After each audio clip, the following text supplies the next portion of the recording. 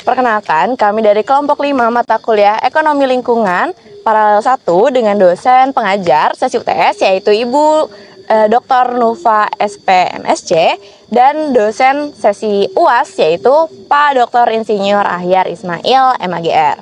Nah, perkenalkan, nama aku Nadira Maulida Ainur Rahma dengan NIM H44012210006 dan temanku. Halo semua, aku Najwa Pasya dengan NIM H4401221070. Dan aku Rana Afifah Farha dengan NIM H44012210010. Jadi di sini kita mau ngapain nih? Jadi hari ini kita mau bahas satu isu yang berkaitan erat dengan departemen kita, ESEL. Go Green! Serius dulu, ini kita hari ini mau bahas apa? Jadi, kalian tahu nggak sih kalau Indonesia sendiri itu ternyata negara penghasil sampah terbesar kelima di dunia pada tahun 2020. Itu menurut laporan Bank Dunia yang bertajuk The Atlas of SDGs 2023. Oh, aku tahu. Yang katanya Indonesia itu memproduksi sekitar 65,2 juta ton sampah itu ya? Iya, itu besar banget. Ngomong-ngomong soal sampah, kalian tahu nggak sih salah satu jenis sampah yaitu limbah padat? Tahu. Pengen dijelasin ulang dong, Ran? Oke, jadi limbah padat adalah jenis limbah yang berbentuk padat yang biasa disebut dengan sampah rumah tangga.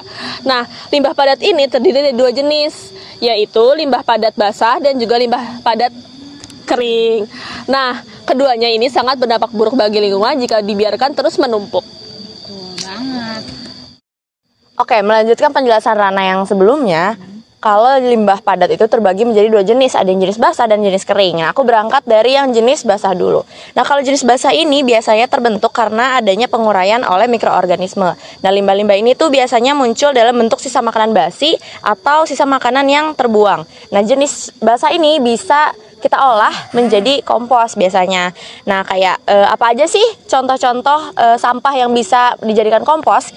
Itu bisa sayuran, kulit buah, daun-daunan, dan lain sebagainya. Oke, kalau Nat tadi bahas tentang limbah padat basah, aku izin untuk menjelaskan tentang limbah padat kering ya.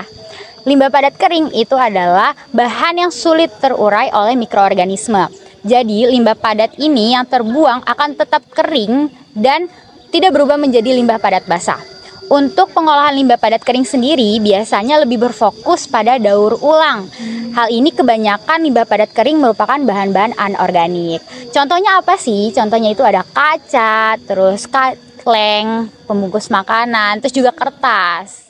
Nah, fun fact, menurut data SIPSN bagian dari KLHK, timbunan sampah dari 301 kabupaten atau kota di Indonesia pada tahun 2022 mencapai 35,4 juta ton, yang top 3 terdiri dari sampah makanan, Plastik, kayu, dan kalian bisa lihat selengkapnya di grafik di atas. Kalian prihatin gak sih sebenarnya ngedenger data tadi bahwa kalau misalkan di Indonesia itu ternyata timbulan sampahnya itu mencapai puluhan juta ton? betul banget, prihatin banget. Apalagi dengan jumlah penduduk di Indonesia sendiri itu terus meningkat. Kalau misalnya kayak gitu, timbulan sampahnya juga ikut meningkat dong. Iya. Sebenarnya bisa diolah nggak sih, Ren? Bisa banget gak sih, Ca, untuk di era modern sekarang ini pasti banyak banget cara pengolahan sampah yang bakal efektif di kedepan harinya, ya nggak sih, Nat? Iya, bener banget. Nah, untuk solusinya sendiri, gimana sih cara kita mengolah timbulan limbah padat ini? Yang pertama, kita bisa melakukan yang namanya penimbunan terbuka. Nah, penimbunan terbuka ini memanfaatkan kinerja mikroorganisme dalam menguraikan bahan limbah. Jadi kita bisa menimbun dan memisahkan mana sampah yang memang anorganik dan organik. Nah, selain mudah dan murah, penimbunan terbuka ini juga mampu mengubah dampak negatif dari limbah ini sendiri menjadi dampak yang positif. Terus juga outputnya kita bisa dapat apa? Kita bisa dapat pupuk yang dapat menyuburkan tanah. Selanjutnya ada sanitary landfill. Mungkin kalian semua masih asing dengan istilah yang satu ini karena masih jarang diterapkan. Salah satu alasannya karena gas metana yang merupakan output dari sanitary landfill masih jarang orang ketahui manfaatnya.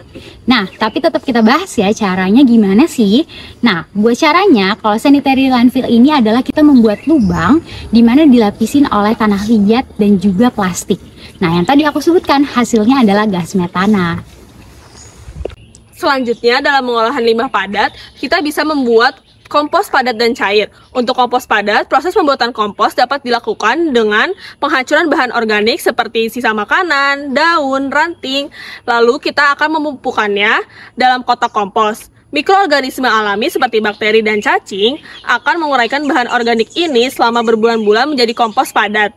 Untuk kompos cair, untuk membuat kompos cair ini, bahan organik dicampur dengan air dalam rasio tertentu dan dilibatkan merendam selama beberapa hari hingga organik larut ke dalam air. Cairan tersebut kemudian disaring untuk mendapatkan kompos cair. Nah, yang terakhir ada yang namanya tuh sistem daur ulang. Nah, hampir semua limbah padat merupakan bahan yang sudah tidak layak pakai dan tidak berbentuk. Nah, kita tuh bisa memilah dan memilih limbah padat ini ke dalam berbagai jenis. Kayak bisa berdasarkan jenis, bahan dasar, dan juga tingkat kekeringannya. Nah, habis itu kita bisa melakukan pengolahan limbah padat dengan cara daur ulang. Nah, bukan hanya dengan kita secara individu aja kita bisa melakukan daur ulang, tapi juga banyak komunitas yang sudah melakukan daur ulang dengan lebih masif dan lebih terstruktur. Nah, pengen tahu contohnya apa aja? Akan di-take up sama teman aku. Komunitas pertama ada Ecolab 8. Di sini berfokus untuk mengolah sampah plastik menjadi furniture cantik seperti meja, kursi, countertop, dan sebagainya. Yang kedua ada KKN Desa Petang Bali. Di sini berfokus untuk mengolah sampah plastik menjadi paving block ataupun cone block. Yang ketiga, ada komunitas pemuda di Madiun yang berhasil menemukan cara pengolahan sampah limbah plastik menjadi bahan bakar solar menggunakan alat pirolisis yang dipanaskan hingga suhu 350 derajat Celcius. Dan yang keempat, ada Rebrix, yaitu perusahaan yang mengolah sampah plastik menjadi bahan bangunan seperti paving block dan batako. Yang kelima ada komunitas yang namanya Sao Kicik Recycle. Di sini mengubah sampah plastik menjadi casing HP. Cocok banget gak sih buat kita semua? Selanjutnya ada yang namanya Pas Lab Jogja. Di sini mengubah sampah plastik menjadi perabot-perabot yang gemas-gemas. Selanjutnya ada Get Plastik, yaitu mengolah sampah plastik menjadi keramik. Yang terakhir ada Biodigester, yaitu pengolahan sampah organik menjadi kompos cair atau substitusi gas LPG. Nah Ran, kalau tadi kita udah nyebutin nih komunitas-komunitas yang berhasil mengolah limbah padat di Indonesia. Harapan kamu sendiri gimana nih? Nah, harapan aku untuk Indonesia sendiri, semoga Indonesia semakin maju ilmu pengetahuan dan teknologinya supaya bisa menyaingi negara lain seperti India yang dapat berhasil mengolah sampah plastik mereka menjadi kertas. Nah kalau di Amerika Serikat nih, berhasil mengolah limbah padat sampah plastik menjadi campuran aspal.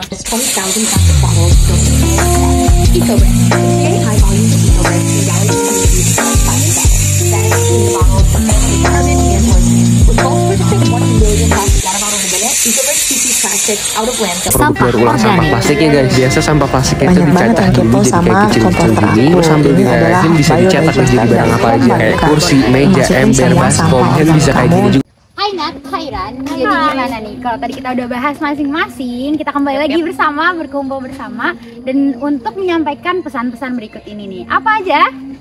Mengurangi penggunaan plastik, Pilah sampahmu, Jangan lupa untuk selalu terapkan 3R, reduce, recycle. semoga bermanfaat. Sampai jumpa kembali. Dadah!